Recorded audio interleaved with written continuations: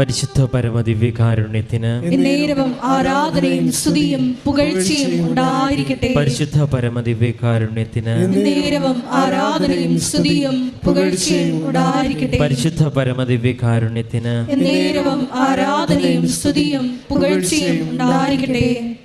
അമ്മേ പരിശുദ്ധ അമ്മേ, അമ്മേ പരിശുദ്ധ അമ്മേ, ദൈവമാതാവേ, ദൈവമാതാവേ, കൃപാസനത്തിലൂടെ ഞങ്ങൾക്കും ഞങ്ങളുടെ ദേശത്തിനും അമ്മ മാധ്യസ്ഥം തേടി എല്ലാ അനുഗ്രഹങ്ങൾക്കും കൃപകൾക്കും ഞങ്ങളിപ്പോൾ ഹൃദയം നിറഞ്ഞ നന്ദി പറയുന്നു. അമ്മേ പരിശുദ്ധ അമ്മേ, ദൈവമാതാവേ, 2004 ഡിസംബർ 7-ാം തീയതി ഉച്ച കഴിഞ്ഞ് 2:30 കൃപാസനത്തിൽ സംഭവിച്ച അമ്മയുടെ പ്രത്യക്ഷപ്പെടലിനെ കുറിച്ച് തിരുസഭയ്ക്ക് സമർപ്പിച്ചിരിക്കുന്ന പഠനരേഖകളുടെ വസ്തുനിഷ്ഠവും ദൈവശാസ്ത്ര വിധിപ്രകാരമുള്ളതുമായ പഠനങ്ങൾ നടത്തി ആ പ്രത്യക്ഷപ്പെടലിലൂടെ പ്രകടമായ ദൈവമാതാവിന്റെ പ്രത്യേക കരുതലും സംരക്ഷണവും വെളിപ്പെടുത്തുന്ന പീഡിതരുടെ ആശ്വാസവും പ്രവാചകന്മാരുടെ വാഗ്ദാനത്തിന്റെ പേടകവും പ്രപഞ്ചപ്രകൃതിയുടെ മാതാവുമായ പരിശുദ്ധ അമ്മയുടെ ഭക്തി തിരുസഭയിൽ കൂടുതൽ പ്രചരിച്ച് ജീവിതത്തിന്റെ ദുരിത അവസ്ഥകളിൽ അകപ്പെട്ട് കഴിയുന്ന അനേകായിരം മക്കൾക്ക് ദൈവത്തിന്റെ സാന്നിധ്യവും സന്ധിപ്പും കൂടുതൽ അനുഭവിക്കുക ദൈവശക്തിയും കൈവരിക്കുവാൻ ഞങ്ങളുടെ കുടുംബങ്ങളെ ഇടയാക്കണമേ. സ്തുതിച്ചു പ്രാർത്ഥിക്കാം. കൃപാസനത്തിൽ വന്ന് ഉടമ്പടി എടുത്തു പോയിട്ട് എല്ലാ കുടുംബങ്ങളെയും ഞങ്ങളിപ്പോൾ അൾത്താരയിൽ സമർപ്പിച്ച് പ്രാർത്ഥിക്കുന്നു. എല്ലാ മക്കളെയും പ്രത്യക്ഷീകരണത്തിന്റെ സാക്ഷികളാക്കി ഉയർത്തണമേ. ഹല്ലേലൂയ. യേശുവേ ആരാധന.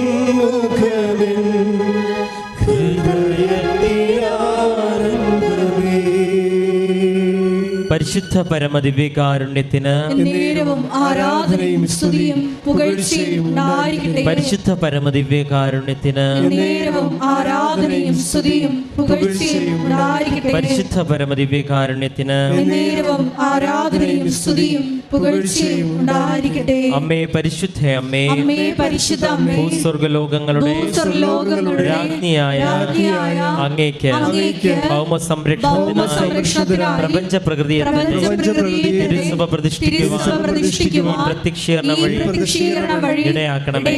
പരിശുദ്ധ അമ്മേ, ജപമാല മാതാവേ, സകല കൃപാസന പ്രാർത്ഥനകളോട് ചേർന്ന് ഞങ്ങളിപ്പോൾ പ്രാർത്ഥിക്കുന്ന ഈ സമൂഹത്തിന്റെ പ്രത്യേക നിയോഗങ്ങളും നമുക്ക് മൗനമായ പരിശുദ്ധ അമ്മയുടെ മധ്യസ്ഥതയിൽ യേശുവിൻ്റെ വലിയ സാന്നിധ്യത്തിൽ നമ്മുടെ നിയോഗങ്ങൾ സമർപ്പിക്കാം.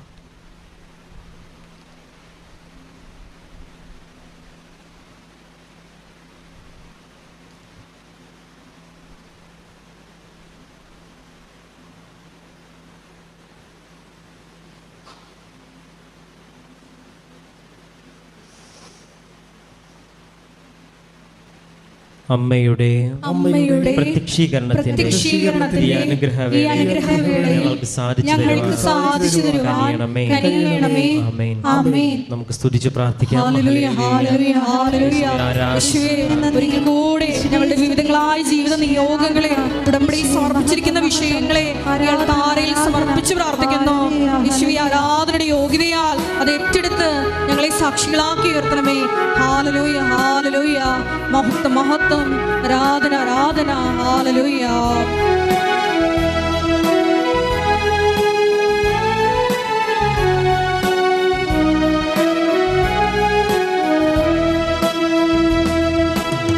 ആരാധ്യൻ യേശുപരാ, വണങ്ങുന്നു ഞാൻ പ്രിയനേ. തേജസ്സേഴും നിൻ മുഖമിൽ ഹൃദയത്തിനാ ആരാധ്യൻ യേശുപരാ വണങ്ങുന്നു ഞാൻ പ്രിയനേ തേജസ്സിലും നിൻമുഖമിൽ ഹൃദയത്തിനാനന്ദമേ.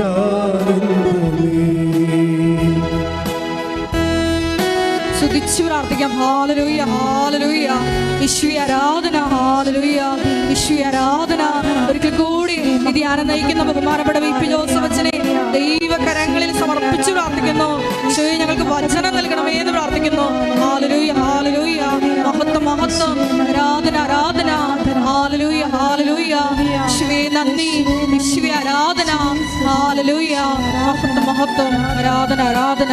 ഹല്ലേലൂയ. സന്നിധിയിൽ വസിച്ചോട്ടെ പാദങ്ങൾ ചുംബിച്ചോട്ടെ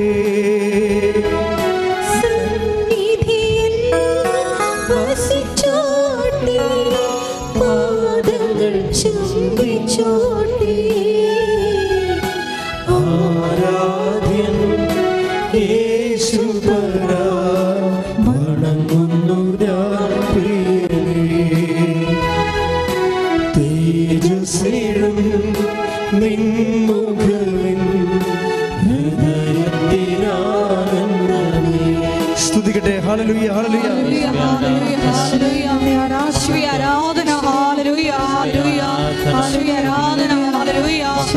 ലോക സമാധാനത്തിന് വേണ്ടി ഞങ്ങൾ പ്രാർത്ഥിക്കുന്നു. തിരുസഭയെ സമർപ്പിച്ച് പ്രാർത്ഥിക്കുന്നു. ഹല്ലേലൂയ ഹല്ലേലൂയ. മഹത്വം മഹത്വം. ആരാധന ആരാധന. ഹല്ലേലൂയ ഹല്ലേലൂയ. യേശുവേ ആരാധന. മഹത്വം മഹത്വം. ആരാധന ആരാധന. ഹല്ലേലൂയ ഹല്ലേലൂയ. യേശുവേ ആരാധന. ഹല്ലേലൂയ. മഹത്വം മഹത്വം. ആരാധന ആരാധന. മാധുര്യമാ നിൻമൊഴികൾ തണുപ്പിക്കും എൻ ഹൃദയം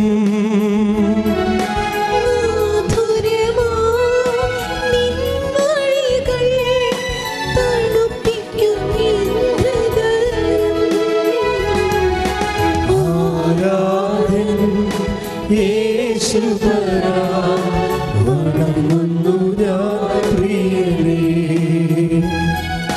തേജസ്സിലും നിൻമുഖമിൽ ഹൃദയത്തിനാനന്ദമേ. സ്തുതിക്കാം. ഹല്ലേലൂയ ഹല്ലേലൂയ ഹല്ലേലൂയ. യേശുവേ ആരാധന. ഹല്ലേലൂയ ഹല്ലേലൂയ. യേശുവേ കൃപാസനത്തിന് വിരുദ്ധങ്ങളായ ശുശ്രൂഷകളെ ഞങ്ങൾ പ്രത്യേകമായിട്ട് സമർപ്പിച്ചിരിക്കുന്നു. യേശുവേ ഞങ്ങളുടെ സാംസ്കാരിക സാമൂഹിക മിഷൻ എല്ലാം യേശുവേ ലോകത്തിന് കൊടുക്കാനുള്ള ഞങ്ങളുടെ മിഷൻ എല്ലാം യേശുവേ നിന്റെ വലിയ ഇടപെടൽ ഉണ്ടാകണമേ എന്ന് പ്രാർത്ഥിക്കുന്നു. യേശുവേ ആരാധന. ഹല്ലേലൂയ ഹല്ലേലൂയ. മഹത്വം മഹത്വം. ആരാധന ആരാധന. ഹല്ലേലൂയ. യേശുവേ ആരാധന. ഹല്ലേലൂയ ഹല്ലേലൂയ. നിൻ കരത്തിൻ ആശ്ലേഷം പകരുന്നു ബലം എന്നിൽ കരത്തിൻ ആശ്ലേഷം പകരുന്നു ബലം എന്നിൽ ആരാധ്യൻ യേശുപരാ വണങ്ങുന്നു ഞാൻ പ്രിയനേ തേജസ്സിലും നിൻമുഖമിൽ ഹൃദയത്തിനാനന്ദമേ. സ്തുതിക്കാം. ഹല്ലേലൂയ ഹല്ലേലൂയ. ഹല്ലേലൂയ ഹല്ലേലൂയ. യേശുവേ ആരാധന. ഹല്ലേലൂയ ഹല്ലേലൂയ. മഹത്വം മഹത്വം. ആരാധന ആരാധന. ഹല്ലേലൂയ ഹല്ലേലൂയ. യേശുവേ ആരാധന. ഹല്ലേലൂയ ഹല്ലേലൂയ. യേശുവേ വിവിധ രോഗദുരിതങ്ങളിലൂടെ കടന്നു പോകുന്ന എല്ലാ മക്കളെയും ഈ ആരാധനയെ ഞങ്ങൾ പ്രത്യേകം സമർപ്പിച്ച് പ്രാർത്ഥിക്കുന്നു. യേശുവേ അവരെ തൊട്ട് സുഖപ്പെടുത്തണമേ എന്ന് പ്രാർത്ഥിക്കുന്നു. സാക്ഷികളാക്കണമേ എന്ന് പ്രാർത്ഥിക്കുന്നു. ഹല്ലേലൂയ ഹല്ലേലൂയ. മഹത്വം മഹത്വം. ആരാധന ആരാധന. ഹല്ലേലൂയ ഹല്ലേലൂയ. യേശുവേ ആരാധന. ഹല്ലേലൂയ ഹല്ലേലൂയ. കൈകളടിച്ചുകൊണ്ട് ആരാധ്യൻ യേശുപരാ വണങ്ങുന്നു ഞാൻ പ്രിയനേ തേജസ്സിലും നിൻമുഖമിൽ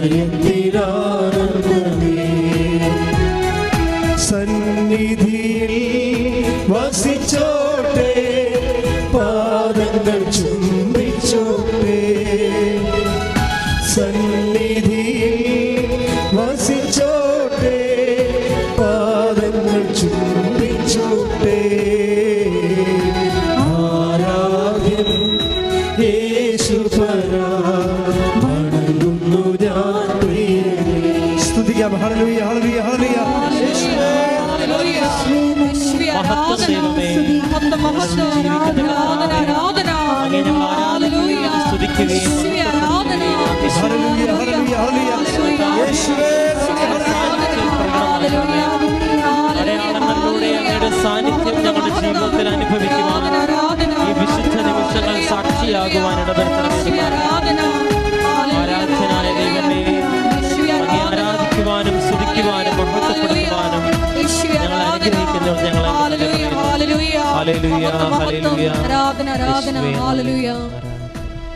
പരിശുദ്ധ പരമദിവ്യകാരുണ്യത്തിന് നേരവും ആരാധനയും സ്തുതിയും പുകഴ്ചയും ഉണ്ടായിരിക്കട്ടെ. പരിശുദ്ധ പരമദിവ്യകാരുണ്യത്തിന് നേരവും ആരാധനയും സ്തുതിയും പുകഴ്ചയും ഉണ്ടായിരിക്കട്ടെ. പരിശുദ്ധ പരമദിവ്യകാരുണ്യത്തിന് നേരവും ആരാധനയും സ്തുതിയും പുകഴ്ചയും ഉണ്ടായിരിക്കട്ടെ.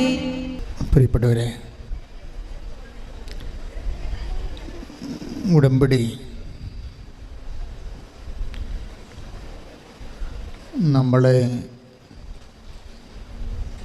നമ്മുടെ ജീവിതത്തിലെ ഉടമ്പടി എന്താണ് നിർവഹിക്കുന്നത്?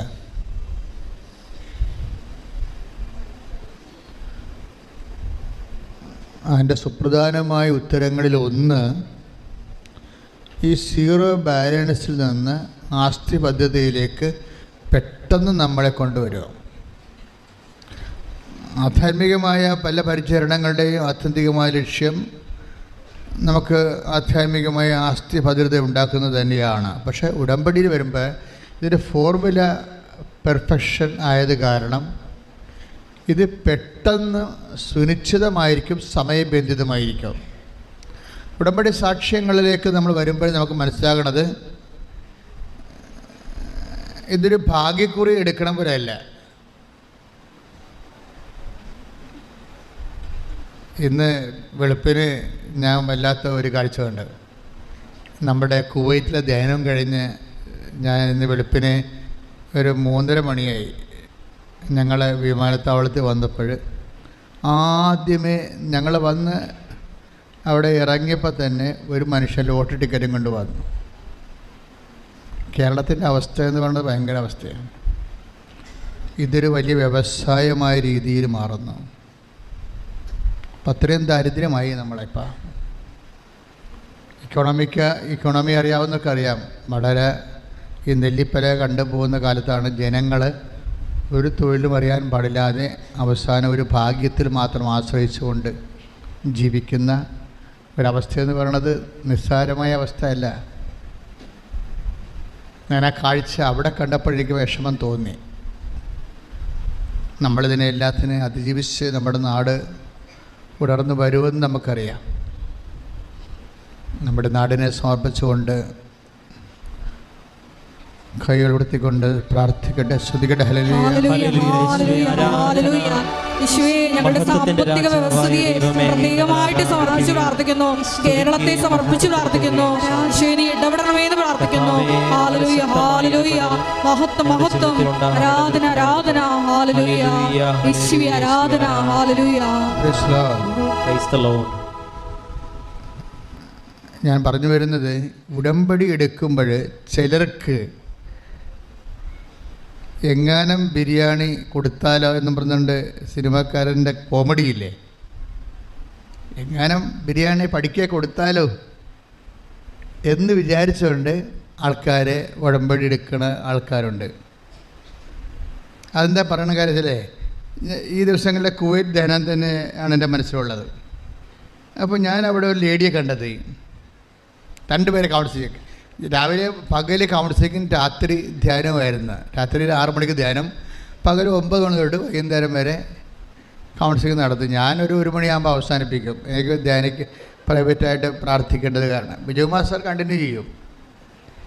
അപ്പോൾ എൻ്റെ ടേബിളിൽ വന്ന ഒരു കേസ്, 2 കേസിൽ ഒരു കേസ്, ഒരു മോള് വന്ന് എൻ്റെ അടുത്ത് പറഞ്ഞത്, അച്ഛാ എനിക്കൊരു പ്രാർത്ഥനയുണ്ട്. എന്താണ്? ഈ എൻ്റെ വീട്ടിൽ ബാപ്പ കൂടി ഈശോനെ സ്വീകരിക്കണം. അതിനാണ് അവൾ ധ്യാനം കൂടുന്നത്. കോയമ്പത്തൂരുകാരിയാണ്, രാമനാഥപുരത്തുള്ള സഹോദരിയാണ്. അധികം വയസ്സൊന്നുമില്ല, 10-22 വയസ്സേ ഉള്ളൂ. അപ്പോൾ ആൾ ധ്യാനം കൂടുകയാണ്. എന്തിനാണ് ധ്യാനം കൂടുന്നത്? എല്ലാവരും അവർ ഈശോനെ സ്വീകരിച്ച് ബാപ്പ കൂടി ഈശോനെ സ്വീകരിക്കാൻ വേണ്ടി. അതാണ് അവരുടെ ആസ്തി ഭദ്രത എന്ന് പറയും. അപ്പോൾ അത് അവർ ഇപ്പം എനിക്ക് ശരിക്കും പറഞ്ഞാലേ എനിക്ക് ഭയങ്കരമായ ഒരു അഭിമാനം തോന്നി. കാര്യം നമ്മളിങ്ങനെ കഷ്ടപ്പെടുന്നുണ്ടെങ്കിലും ദൈവത്തെ അന്വേഷിക്കുന്ന, വേറെ ഒന്നിനും വേണ്ടിയല്ലാതെ, ക്യാഷ് ആൻഡ് കൈൻഡിന് വേണ്ടി അല്ലാതെ നിത്യരക്ഷയ്ക്ക് വേണ്ടി മാത്രം യേശുവിനെ അന്വേഷിക്കുന്ന ഒരു സമൂഹം ഇവിടെ ഉണ്ടല്ലോ. അത് കഴിഞ്ഞപ്പോൾ വേറെ ഒരു ലേഡി വന്നു. അവരുടെ പ്രശ്നം, അവർക്ക് 12 കൊല്ലമായിട്ട് കുഞ്ഞുങ്ങളില്ല. 12 കൊല്ലം കുഞ്ഞുങ്ങളില്ല. അപ്പോൾ ഞാൻ എടുത്ത വായിക്ക് ചോദിച്ചു, നിങ്ങൾ ഉടമ്പടി എടുത്തതാണ്? 2019 ഉടമ്പടി എടുത്തതാണ്. ഒരു ഉടമ്പടി എപ്പോഴാണ് നിങ്ങൾ ഉടമ്പടി അവസാനിപ്പിച്ചത്? ആ ഒരു ഉടമ്പടി എപ്പോഴാണ് അവസാനിപ്പിച്ചതെന്ന് അറിയത്തില്ല. ഇപ്പോഴൊക്കെ ഈ ഉറക്കപ്പിച്ച് പോലെ ഇടയ്ക്ക് പ്രത്യക്ഷയുടെ പ്രാർത്ഥന ചെല്ലും അവർ. ഉടമ്പടി എപ്പോഴാണ് അവസാനിപ്പിച്ചതെന്ന് അറിയത്തില്ല അവർക്ക്. ഉറക്കപ്പിച്ച് പോലെ വല്ലപ്പോഴുമൊക്കെ ഈ പ്രത്യക്ഷയുടെ പ്രാർത്ഥന എടുത്ത് വെച്ച് ചെല്ലും. അപ്പം അങ്ങനെ ഗതികെട്ട അവസ്ഥയിലേക്ക് അവർ പോയി. ഈ 2 കക്ഷികളെ കണ്ടില്ലേ? 2 കക്ഷികളെ കണ്ടില്ലേ? നിങ്ങളിത് എവിടെയാണ് നിൽക്കണം നോക്കണം. ഈ കൂട്ടത്തിൽ നിങ്ങൾ എവിടെയാണ് നിൽക്കണം നോക്കണം. അതായത് ആ രണ്ടാമത് പറയുന്ന ആളില്ലേ, അവർക്ക് എന്താ സംഭവിച്ചത്? അവർ ഉടമ്പടി എടുത്തപ്പോൾ തന്നെ അവർക്ക് മനസ്സിലുണ്ട് ഉടമ്പടി എടുത്തുകൊണ്ടൊന്നും കുട്ടികളുണ്ടാകത്തില്ലെന്ന്. അതാണ് അവർ ഉടമ്പടി ഉടപ്പിയത്. ഉടമ്പടി എടുത്തുകൊണ്ടൊന്നും കുട്ടികളുണ്ടാകാൻ പോണില്ല എന്ന്. അപ്പോൾ അവർക്ക് വിശ്വാസമില്ലാതെ ആരെങ്കിലുമൊക്കെ ഈ സാക്ഷ്യങ്ങളൊക്കെ പറയുമ്പോൾ അത് കേട്ടിട്ട് ദൈവത്തിന് പണി കൊടുക്കാൻ വേണ്ടി ഉടമ്പടി എടുക്കുന്ന ആൾക്കാരുണ്ട്. നിങ്ങളങ്ങനെ വല്ലതും ആണെങ്കിലേ നിങ്ങൾ ഇത് കറക്റ്റ് ചെയ്യണം. ഇത് ഇപ്പോൾ ഇന്ന് ഞങ്ങൾ അച്ഛനും യോമളൊക്കെ ആയിട്ടിരുന്ന് പ്രാർത്ഥിച്ചുകൊണ്ടിരിക്കുന്ന സമയത്ത് അവരൊരു സാക്ഷ്യം എടുത്ത് എനിക്ക് തന്നു. അവർ എന്നെ പേരവരുടെ ഡൽഹിയിൽ നിന്ന് ആൻ ജോർജ് എന്ന് പറഞ്ഞു. അപ്പോൾ അവരുടെ സാക്ഷ്യത്തിൽ അവർക്കിതുപോലെ മക്കളില്ലാത്ത കേസാണ്. പക്ഷേ അവരാദ്യം കണ്ട അടയാളം ഈ ഉടമ്പടിയുടെ ഉപ്പ് ഇട്ടിട്ട് പൂക്കാത്ത മരങ്ങൾ പൂക്കുന്ന ഒരു സാക്ഷ്യമാണ് അവർ കണ്ടത്. പക്ഷേ അതേസമയം തന്നെ അതുപോലെ വിശ്വസിച്ച് അവർ 5 കൊല്ലം മക്കളില്ലാത്തവർ പ്രഗ്നൻ്റായി. പക്ഷേ ഇത് വിഷയം എന്ന് പറയുന്നത്, അപ്പോൾ അവർ മാതാവിനോട് ചോദിച്ചു ഇത് ആര് വഴിയാണ്? കാര്യം അവർ ഒത്തിരി പ്രാർത്ഥനയ്ക്ക് നടക്കുന്ന ആളാണ്, പലതരത്തിലുള്ള പ്രാർത്ഥന ഈ വിഷയത്തിൽ എടുത്തിട്ടുണ്ട്. അപ്പോൾ അവർക്ക് ആ കുഞ്ഞിനെ സ്വപ്നം കാണിച്ച് കൃപാസനം മാതാവിനെ, പക്ഷേ കുഞ്ഞിന് കൃപാസനം മാതാവിനെ അറിയത്തില്ല, അത് വേറെ കുഞ്ഞാണത്. കുഞ്ഞിന് കൃപാസനം മാതാവിനെ അറിയത്തില്ല. പക്ഷേ ആ കുഞ്ഞിനെ കൃപാസനം മാതാവിനെ കാണിച്ചപ്പോൾ അവൾ തിരിച്ചറിഞ്ഞ്, നമ്മൾ തിരിച്ചറിയപ്പെടേ പരിടം എന്ന് പറഞ്ഞാൽ തിരിച്ചറിഞ്ഞ്. ഞാൻ എന്തെങ്കിലും പറഞ്ഞത്, നിങ്ങൾ ഈ സാക്ഷ്യങ്ങൾ കേൾക്കുമ്പോൾ നിങ്ങൾക്ക് തോന്നണം ചിലർ നല്ല ആസ്തിയോടുകൂടി വന്നാണ് ഉടമ്പടി എടുക്കുന്നത്, ചിലർ ഒരു ആസ്തിയും 0 ബാലൻസിൽ വന്ന ഉടമ്പടി എടുക്കുന്നത്. ഒക്കട്ടെ കിട്ടിയാൽ കുട്ടിയെന്നൊക്കെ ഞാൻ പറയത്തില്ല ഇടയ്ക്ക്. അതുപോലെ അത് അബദ്ധമാണ് ശരിക്കും. എന്താ പ്രശ്നം? നമ്മൾ 0 ബാലൻസിൽ നമുക്ക് ഉടമ്പടി എടുക്കാൻ പറ്റത്തില്ല. ഇപ്പം നിങ്ങൾക്ക് അറിയാവുന്ന അഭ്യാസം കരച്ചിലാണെന്ന് വിചാരിച്ചോ. നന്നായിട്ട് വെടിപ്പായിട്ട് കരയാനറിയാം, പക്ഷേ ഉടമ്പടി വിജയിക്കത്തില്ല. കരഞ്ഞത് കൊണ്ട് ഉടമ്പടി വിജയിക്കത്തില്ല. അപ്പോൾ അതൊക്കെ ശരിക്കും ആത്മാർത്ഥമായിട്ട് കരയാനറിയാം, പ്രൊഫഷണലായിട്ട് കരയാനറിയാം. ചില പെണ്ണുങ്ങളുണ്ടല്ലോ, നമ്മൾ എന്നെ കാണുമ്പോൾ തന്നെ നിലവിളിക്കാൻ തുടങ്ങും. കുഴപ്പമില്ല, ഞാൻ തട്ടിയിട്ട് കാര്യം പറയുമ്പോൾ അപ്പോൾ അതിനെ അവർ ഗിയർ ചേഞ്ച് ചെയ്ത് ഒക്കെ ആയിട്ട് കാര്യം പറയും. അപ്പോൾ ആ കരച്ചിലെന്ന് പറയുന്നത് അവരുടെ അതിൻ്റെ അകത്ത് ഉള്ളതാണ്. ആ പ്രൊഫഷണലായിട്ട് കരയുന്ന ആളാണ്. എന്ത് വിഷയം ഉണ്ടെങ്കിലും ആദ്യം കരഞ്ഞേ തുടങ്ങത്തുള്ളൂ. അപ്പം ഇങ്ങനെയുള്ള ഈ അഭ്യാസങ്ങൾ കരച്ചിൽ കൊണ്ട്, ഇപ്പം നിങ്ങൾക്ക് ദൈവദുരുസന്നിധി കരഞ്ഞത് കൊണ്ട് പ്രത്യേകിച്ച് കഥയൊന്നുമില്ല. എങ്കിലും നമ്മുടെ ഒരു ആസ്തി ഉണ്ടാകണം. കരച്ചിലൊരു ആസ്തിയല്ല. ചില ആൾക്കാർക്ക് ഇവിടെ വന്നിട്ട് ഈ വെളുപ്പിനൊക്കെ 4 മണിക്ക് കിടന്ന് മാതാവേ എന്നൊക്കെ പറഞ്ഞ് കരയണ കേൾക്കുക. അപ്പോൾ എനിക്ക് ചിരി വരും. എന്താ കാര്യം? കയ്യിരിപ്പ് എന്നൊക്കെ പറയണത് ഭയങ്കര കോടാലിയായിരിക്കും കയ്യിരിക്കണത്, പക്ഷേ കരച്ചിലിന് യാതൊരു പഞ്ഞവും ഉണ്ടാകത്തില്ല. ഇയാളെ കൗൺസിൽ ചെയ്ത് കഴിയുമ്പോൾ മാത്രമല്ലേ വിവരം അറിയത്തുള്ളൂ. ഇയാളെ കൗൺസിൽ ചെയ്ത് കഴിയുമ്പോൾ അനുരഞ്ജനം എങ്ങനെയാണ്, ഭർത്താവിനോട് എങ്ങനെ പെരുമാറണത്, മക്കളോട് എങ്ങനെ പെരുമാറണത്, അയൽവാസിയോട് എങ്ങനെ പെരുമാറണത്, നാട്ടിനോട് എങ്ങനെ പെരുമാറണത്, അവിടെ എല്ലാം ദൈവസേവ ഇല്ലേ, ഇവരുടെ ഗുണ്ടായുസമാണ് നടക്കുന്നത്. കാര്യം കൗൺസിൽ ചെയ്താൽ മാത്രമേ ഇവർക്ക് അനുഗ്രഹം കിട്ടുവാൻ സാധ്യത ഉണ്ടോ ഇല്ലെന്ന് അറിയാൻ പറ്റത്തുള്ളൂ. കരയുന്നതിന് യാതൊരു പഞ്ഞുമില്ല. നിങ്ങൾക്കറിയാമല്ലോ ബൈബിളിൻ്റെ ഒരു രീതി, ഒരേ സ്റ്റാറ്റസുള്ള 2 പേര് ബൈബിളിൽ അവതരിപ്പിക്കും. അവർക്ക് ഒരേ സ്റ്റാറ്റസാണ്, രണ്ടും നോൺ ജ്യൂസാണ്. അവർ യഹൂദരല്ലാത്തവരാണ്, ക്രിസ്തുവിൻ്റെ അടുത്ത് വിജാതീയരാണ് 2 പേരും.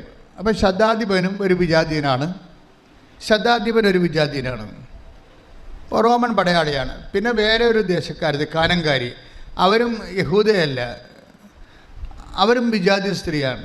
അപ്പോൾ 2 വിജാതിയർ കർത്താവിൻ്റെ അടുത്ത് വരുന്ന ബൈബിൾ വാക്യങ്ങളിൽ നമ്മൾ അപ്പോൾ ഒരു സ്ത്രീയെ നോക്കിയാൽ 15:23 വായിച്ച മത്തായിയുടെ സുവിശേഷം, മത്തായി 15:23.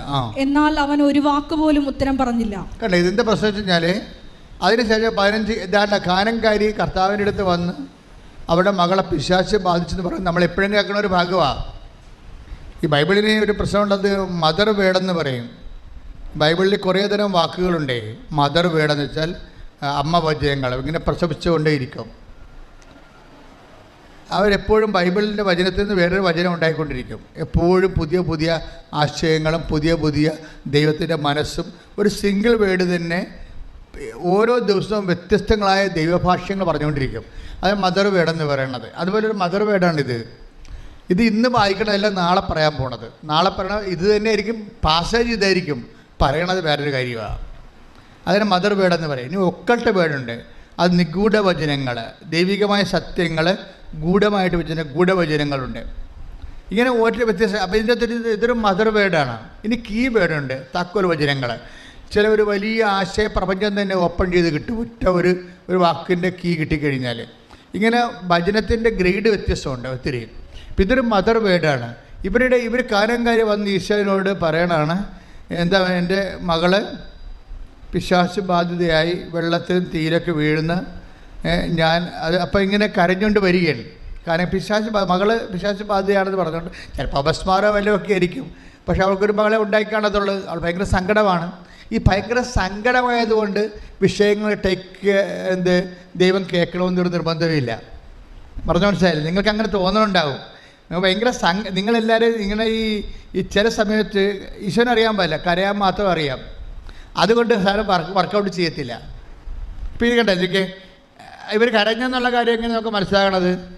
മത്തായി 15:22. 22 വായിക്കണം. മത്തായി 15:22. അപ്പോൾ ആ പ്രദേശത്ത് നിന്ന് ഒരു കാനാൻകാരി വന്ന് കരഞ്ഞപേക്ഷിച്ചു. കരഞ്ഞപേക്ഷിച്ചു. അപ്പോൾ കരയണതിന് ഉസ്താദാണ് ശരിക്കും.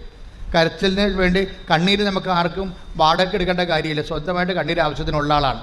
പക്ഷെ വർക്കൗട്ട് ചെയ്യത്തില്ല. കർത്താവ് മിണ്ടിയില്ലെന്നാണ് പറയണത് അല്ലേ? നിങ്ങൾക്ക് ചിലർക്കൊക്കെ പറയുന്ന അബദ്ധം ഇതാണ്, ഈശോ മിണ്ടത്തില്ല. കരയാനൊക്കെ അറിയാം. 2 കണ്ണീര് 4 കണ്ണുണ്ടായിട്ടൊക്കെ 4 കണ്ണിൽ നിന്ന് കണ്ണീര് വന്നേരം. പക്ഷേ ദൈവം മിണ്ടത്തില്ല. അപ്പോൾ അപ്പോസ്തലന്മാർക്ക് തന്നെ സൂര്യകട അപ്പോൾ ഇവളുടെ കരച്ചിലെന്ന് പറഞ്ഞത് ഇങ്ങനെ ഏങ്ങലിടിയൊന്നുമല്ല, ആ പഞ്ചായത്ത് മുഴുവൻ കേൾപ്പിച്ചുകൊണ്ടുള്ള നല്ല കരച്ചിലാണ്. അതുകൊണ്ടാണ് അപ്പോസ്തലന്മാർക്ക് സൂര്യകടായി. അപ്പോസ്തലന്മാർ പറയുന്നുണ്ട്, എന്താ പറഞ്ഞ കേട്ടെ? ശിഷ്യന്മാർ അവനോട് അഭ്യർത്ഥിച്ചു. അപ്പോൾ ശിഷ്യന്മാർ ഈ വിഷയത്തിൽ കക്ഷി ചേർന്ന്, ഇവരുടെ വിഷയത്തിൽ ശിഷ്യന്മാർ കക്ഷി ചേർന്നത് കാര്യത്തിൽ അറിയാമോ? ഈ കക്ഷി പറഞ്ഞു വിട്ടിട്ടുണ്ടെങ്കിൽ അവർക്ക് സൗകര്യം ഉണ്ടാകാൻ. ഈ ശിഷ്യന്മാർ കക്ഷി ചേർന്ന് അവരെന്താ പറയണത്? അവർ അഡ്രസ്സ് ചെയ്യണത് ഈ സ്ത്രീ കരഞ്ഞുകൊണ്ട് വരണ, ഈ സ്ത്രീ വായിച്ചുള്ളത് ശിഷ്യന്മാർ അവനോട് അഭ്യർത്ഥിച്ചു. പറഞ്ഞേ, ശിഷ്യന്മാർ അവനോട് അഭ്യർത്ഥിച്ചു. അവളെ പറഞ്ഞയച്ചാൽ അവൾ പറഞ്ഞയക്കും. സൂര്യകടന്നാണ് ഈ പറയണത്. കരഞ്ഞും കുവിയും കാറും ബഹളം ഉണ്ടാക്കിയിട്ട് ആ പ്രദേശം മുഴുവനും ഒരു അപ്സെറ്റ് ആക്കിയിരിക്കുകയാണ്. സൂര്യകടാണ് ഈ പണ്ടാരത്തിന് പറഞ്ഞു വിടാൻ പറഞ്ഞ അത് ആ രീതിയിലാണ് പറയും. ഇവരെ പറഞ്ഞയക്കൂ. അവളോട് സ്നേഹം ഉണ്ടായിട്ടല്ല, നിലവിളിയുടെ അഭ്യാസം കാരണം അവർക്ക് സൂര്യകട ഉണ്ടാക്കണം. അവൾ പറഞ്ഞയക്കൂ. എന്താണ് അവൾ അവൾ നമ്മുടെ പിന്നാലെ വന്ന് നിലവിളിക്കുന്നല്ലോ. അവൾ നമ്മുടെ പിന്നാലെ വന്ന് എന്ന് പറഞ്ഞേ, അവൾ നമ്മുടെ പിന്നാലെ വന്ന് നിലവിളിക്കുന്നല്ലോ. പിന്നാലെ വന്നാലും മുന്നാലെ വന്ന് നിലവിളിച്ചാലും കഥയൊന്നും ഇല്ലെന്നാണ് ഈശോ പറയണത്. കരയണവർ മുമ്പിൽ വന്ന് കരഞ്ഞാലും പുറകെ വന്ന് കരഞ്ഞാൽ കഥയില്ല. എന്താ കാര്യം? ആസ്തി ചോദിക്കാം. ദൈവദിവസത്തിന് വരുമ്പോൾ ആസ്തി വെക്കാൻ പറയും. നിങ്ങളുടെ യോഗ്യത എന്താണെന്ന് പറയാൻ പറയും. അതുകൊണ്ട് ഈശോ നിനക്ക് മെറിറ്റ് ഇല്ല എന്ന് പറയും. നമുക്കറിയാലോ ഉടമ്പടി എന്താ പറയണത്? Not by merit not by grace. യോഗ്യതയില്ല, യോഗ്യതയാണ് അഡ്രസ്സ് ചെയ്യണം. അവിടെ നിനക്ക് യോഗ്യതയില്ലെന്ന് പറയും. കരയണത് ഒരു യോഗ്യതയല്ല. മനസ്സിലായില്ലേ? നമ്മൾ വളരെ കൃത്യമായിട്ട്, ഞാനിങ്ങനെ സിമ്പിളായിട്ട് പറയണത് നിങ്ങൾക്ക് കൃത്യമായിട്ട് മനസ്സിലാക്കാൻ വേണ്ടിയാണ്. കരച്ചിൽ ഒരു യോഗ്യതയല്ല. യോഗ്യത ഇല്ലെന്ന് പറയുന്നതിന് പകരം ഈശോ എന്താ പറയണത്? അവൻ മറുപടി പറഞ്ഞു, ഇസ്രായേലിൽ നിന്ന് നഷ്ടപ്പെട്ടു പോയ ആടുകളുടെ അടുക്കലേക്കാണ് ഞാൻ അയക്കപ്പെട്ടിരിക്കുന്നത്. ഇവളുടെ കാര്യം പരിഹരിക്കാൻ വേണ്ടി വന്നതല്ലെന്ന്. ക്ലിയർ അല്ലേ? ഇവളുടെ ഈ കരച്ചിലിൻ്റെ പ്രശ്നം പരിഹരിക്കാൻ വന്ന ആളല്ലെന്നാണ് പറയണത്. മനസ്സിലായില്ലേ? ഇപ്പം കരഞ്ഞതുകൊണ്ട് കാര്യം നടക്കാത്തില്ലെന്ന് മനസ്സിലായില്ലേ? ഇപ്പം ഇസ്രായേൽ നഷ്ടപ്പെട്ടു പോയ ദൈവത്തിൻ്റെ തിരഞ്ഞെടുക്കപ്പെട്ട കൂട്ടത്തിൽ നിന്ന് അവിടുന്ന് വഴിതെറ്റിപ്പോയ അവിശുദ്ധിയിലേക്ക് പോയ ആൾക്കാരുടെ അടുത്തിലേക്ക് ഞാൻ വന്നിരിക്കുന്നത് ഈ കേസ് എടുക്കാമെന്നതല്ല. ഇങ്ങനെ ഓരോ വിഷയത്തിൽ വന്ന് കരഞ്ഞാൽ ആ വിഷയത്തിൻ്റെ കരയണ വിഷയത്തിന് അഡ്രസ്സ് ചെയ്യാമെന്ന ആളല്ലെന്ന്. ചിലപ്പോൾ ഈ ആഴ്ച കരയണ ചിലപ്പോൾ PR കിട്ടാനായിരിക്കും, അടുത്ത ആഴ്ച കരയണ വസ്തു വിൽക്കാനായിരിക്കും, അതിൻ്റെ അപ്പുറത്തെ ആഴ്ച കരയണ ഭർത്താവിൻ്റെ വെള്ളവടി മാറ്റാനായിരിക്കും. ഇങ്ങനെ നിങ്ങളിങ്ങനെ കരഞ്ഞുകൊണ്ടിരിക്കും. ഈ കരയുന്ന സംഭവത്തിൻ്റെ വിഷയത്തിനെ കൈകാര്യം ചെയ്യാൻ വന്ന ആളല്ല ഞാനെന്ന് പറഞ്ഞ് മനസ്സിലായില്ലേ? വളരെ വെടിപ്പായിട്ടാണ് സംസാരിക്കണത്. എന്നുവെച്ചാൽ അതായത് ഇസ്രായേൽ വംശം എന്ന് പറഞ്ഞ ഇസ്രായേൽ ഭവനത്തിലെ നഷ്ടപ്പെട്ടു പോയ അതായത് വിശ്വാസം ഒരിക്കൽ ഉണ്ടായിരുന്ന ആൾക്കാരാണ്. വിശ്വാസം ഒരിക്കൽ ഉണ്ടായിരുന്നിട്ട് വിശ്വാസം ഇപ്പോഴേതെങ്കിലും കാലഘട്ടത്തിൽ കൈമോശം വന്നു പോയി കാണും. അങ്ങനെയുള്ളവർക്കാണ് ഫസ്റ്റ് പ്രിഫറൻസ്. സീറോ ഫെയ്ത്തുകാർക്ക് ഫസ്റ്റ് പ്രിഫറൻസ് ഇല്ല. ഇവിടെ ഇസ്രായേൽ വംശത്തിൽ നിന്ന് നഷ്ടപ്പെട്ടു പോയ ആടുകളുടെ അടുക്കലേക്കാണ് അയക്കപ്പെട്ടിരിക്കുന്നത്. ഫസ്റ്റ് പ്രിഫറൻസ് ആണ്. ഫസ്റ്റ് പ്രിഫറൻസ് എന്താണ്? വിശ്വാസ തകർച്ച ഉണ്ടായ ആൾക്കാർ. ഒരിക്കൽ വിശ്വാസം ഉണ്ടായ ആളാണ്. ആ ചേട്ടത്തിക്ക് ഒരിക്കൽ പ്രാർത്ഥിക്കാനുള്ള കഴിവുണ്ടായിരുന്നു, വിശ്വാസമുണ്ടായിരുന്നു, സുവിശേഷ ചൈതന്യം ഉണ്ടായിരുന്നു. പക്ഷേ വീട്ടിൽ എന്തെങ്കിലും ഇടാകൂടങ്ങളൊക്കെ വന്നതിന് ശേഷം വഴക്കും വയ്യാവേലിയും വാക്കാണുമൊക്കെ ആയി കഴിഞ്ഞപ്പോൾ പ്രാർത്ഥന ചിലപ്പോൾ കുറഞ്ഞു പോയി കാണും, ദൈവത്തിൽ നിന്ന് അകന്നു പോയി കാണും. അവർക്കാണ് ഫസ്റ്റ് പ്രിഫറൻസ്. പറഞ്ഞ മനസ്സിലായില്ലേ? നമ്മൾ ഈ കറക്റ്റ് ഷാർപ്പ് ഷൂട്ട് ചെയ്തില്ലെങ്കിൽ നമ്മൾ ശരിക്കും പറഞ്ഞാൽ നമുക്ക് സാക്ഷ്യം പറയാൻ പറ്റത്തില്ല. ഇപ്പോൾ ദൈവത്തിൻ്റെ ഒരു മൈൻഡ് സെറ്റ് മനസ്സിലാക്കണം. എന്താ പറയണത്? ഈ വിശ്വാസം ഉണ്ടായിട്ട് തകർന്നു പോയ ആൾക്കാർക്കാണ് ഫസ്റ്റ് പ്രിഫറൻസ്. ഒരു വിശ്വാസമില്ലാതെ ചുമ്മാ ഒരു വിഷയം ഉണ്ടായപ്പോൾ കരഞ്ഞു കൂടി വന്നാലൊന്നും കർത്താവ് കൈകാര്യം ചെയ്യത്തില്ല. വിഷയമല്ല പ്രശ്നം. നിങ്ങളുടെ കരച്ചിലിൻ്റെ ഇമോഷണാലിറ്റിക്ക് ഒരു വിലയില്ല. അപ്പോൾ ഇവരുടെ ടെസ്റ്റ് ചെയ്യാൻ വേണ്ടി ഈശോ ഉദ്ദേശിക്കുന്നത് ഇവരുടെ വിശ്വാസത്തെ, ഈ വിഷയത്തെ നിലനിർത്തിക്കൊണ്ട് തന്നെ ഇവരുടെ വിശ്വാസത്തെ നിങ്ങളെ കർത്താവിൻ്റെ തിരുസന്നിധിയിൽ പ്രകടിപ്പിക്കാൻ വേണ്ടി നമുക്ക് ഈശോ ചാലഞ്ച് ചെയ്യും. അതിനെന്താ ഈശോ പറയണത്? ഇവർ വിശ്വാസമില്ലാത്തവരാണെങ്കിൽ, ഇപ്പം ചില ആൾക്കാർ ഞാൻ പറഞ്ഞില്ലേ, അവർ 12 കൊല്ലമായി മക്കളില്ല. പക്ഷെ അവരിപ്പോൾ പ്രത്യക്ഷയുടെ പ്രാർത്ഥന ഞരങ്ങി മൂളിയൊക്കെ വല്ലപ്പോഴും കൂടി വല്ല പട്ടിയ പൂച്ചയെ കടിച്ചാൽ മാത്രമേ പ്രത്യക്ഷ പ്രാർത്ഥന ചെല്ലത്തുള്ളൂ. അങ്ങനെയുള്ള അവസ്ഥയാണ് അവർ. ഈ കക്ഷികൾ അഡ്രസ്സ് ചെയ്യത്തില്ല. അതെന്താ സംഭവിച്ചാൽ ഇവരുടെക്കൊന്നും വേണ്ടത്, ദൈവത്തിന് വേണ്ടത് സാധാരണ ഒരു വിശ്വാസമല്ല. പിന്നെന്താ വേണത്? ആ ചേട്ടത്തിൽ പറയുന്നുണ്ട്, മക്കളുടെ അപ്പമെടുത്ത് 15:26 മക്കളുടെ അപ്പമെടുത്ത് നായ്ക്കൾക്ക് എറിഞ്ഞു കൊടുക്കുന്നത് ഉചിതമല്ല. അപ്പോൾ നോക്കിയാൽ നമ്മൾ കേൾക്കുമ്പോൾ ഒത്തിരി ഫീൽ ചെയ്യും നമുക്ക്. അയ്യോ, ആ പാവപ്പെട്ടവള് അവളുടെ മകള് രോഗിയായി, പിന്നെ അവളെ പട്ടിയെന്ന് വിളിച്ചെന്ന്. ഇതുപോലെ ആക്ഷേപങ്ങളും അതുപോലെ തന്നെ ദൈവം നിരാകരിക്കുന്ന അനുഭവങ്ങളും ഈ ഉടമ്പടി എടുക്കുന്ന ആൾക്കാരുടെ ജീവിതത്തിലുണ്ട്. മനസ്സിലല്ല? ആക്ഷേപങ്ങൾ വീട്ടിൽ തന്നെ. ഇപ്പം നമ്മൾ തന്നെ ഇപ്പം വീട്ടിൽ നിന്ന് ഇറങ്ങുമ്പോൾ തന്നെ ആദ്യം അവളിറങ്ങിയിട്ടുണ്ട്, ഇനിയിപ്പോൾ തന്നെ കൃപാസനത്തിന് മരത്തിക്കൊണ്ടെന്ന് വെക്കും ഇവിടെ, ഇല്ലേ? അപ്പം നമുക്ക് പേടിയാണ്. നമ്മളെ എതിർക്കുന്ന ആൾക്കാർ ആരെങ്കിലും വീടിൻ്റെ ഭൂമുഖത്തിരിപ്പുണ്ടെങ്കിൽ നമ്മൾ നോക്കണത് എന്താണ്? ഈ ആളുടെ കണ്ണിൽപ്പെടാതെ നേരെ പുറകിലെ വാതിലെ കൂടി കൃപാസനത്തിൽ പോകാൻ വല്ല മാർഗം ഉണ്ടാകുന്നതാണ് നമ്മൾ നോക്കണത്. എന്താ കാര്യം? ആക്ഷേപം കിട്ടും. ഈ ആക്ഷേപം ഈ പാക്കേജിൻ്റെ ഭാഗമാണ്. ഇപ്പം ചിലപ്പോൾ നിങ്ങളുടെ ആങ്ങളായിരിക്കും നിങ്ങൾ ആക്ഷേപിക്കണത്, അല്ലെങ്കിൽ നിങ്ങളുടെ സമുദായമായിരിക്കും, അല്ലെങ്കിൽ അയൽവാസിയായിരിക്കും. ആക്ഷേപം ഉറപ്പാണ്. മനസ്സിലായി? ദൈവ വഴികളിലെ ഉത്തരം കിട്ടാതിരിക്കുകയും അതേസമയം തന്നെ ആക്ഷേപം കിട്ടുകയും ചെയ്യും. അതാണ് എന്താ പറഞ്ഞിരിക്കുന്നത്, മക്കളുടെ അപ്പം എടുത്ത് നായ്ക്കൾക്ക് നായ്ക്കൾക്ക് കൊടുക്കുക ഉചിതമല്ല, വിഹിതമല്ല. അപ്പം നായ്ക്കൾ വന്ന് വിളിച്ചു. ഇവിടെ വെച്ച് ഈ ചേടത്തിക്ക് വേണമെങ്കിൽ വീട്ടിൽ പോകാം. എന്താ കാര്യം, കഷ്ടപ്പെട്ട് ഇവിടെ വന്ന് അവസാനം നായെന്ന് പേരും കിട്ടിയില്ലേ, പോവാം. ഇവർ പോകണമെന്ന് തന്നെയാണ് കർത്താവ് ആഗ്രഹിക്കണത്. ഇവർക്ക് സീറോ ഫെയ്ത്ത്, ഇവർക്ക് സീറോ ആസ്തിയാണെങ്കിൽ ഇവർ പോകും. പക്ഷേ ഇവിടെ വെച്ചിട്ട് 2 പ്രാവശ്യം ഇവർ തകർച്ച, അതായത് ആദ്യം ഇവർ നേരിട്ടിടപെട്ടു ഒന്നാമത്തെ പ്രാവശ്യം. 2ാമത്തെ പ്രാവശ്യം ഇവരെന്നാ ചെയ്യണത്,